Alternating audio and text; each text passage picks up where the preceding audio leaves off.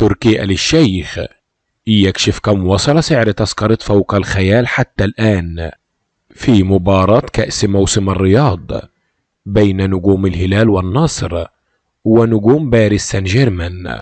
بس قبل ما نبدأ الفيديو ياريت تصلي على النبي محمد عليه أفضل الصلاة والسلام، وفضلا وليس أمرا الاشتراك بالقناة وتفعيل زر الجرس علشان نعرف نوصل لكم كل جديد.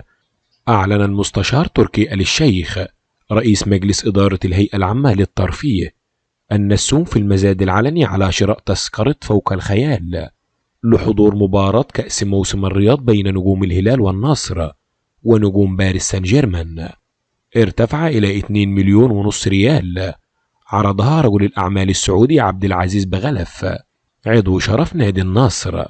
ويحظى المزاد بتنافس شديد بين رجال الأعمال، حيث يذهب ريعه لصالح منصة إحسان الخيرية.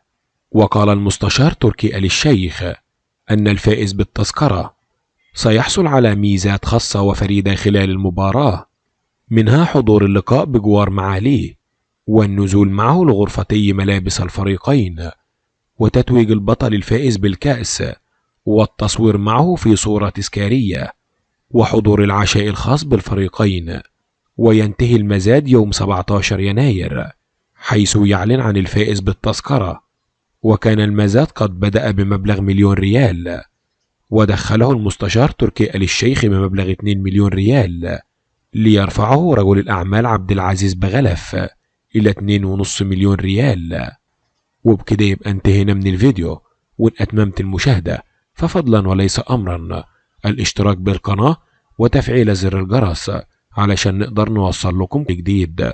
والسلام عليكم ورحمة الله وبركاته.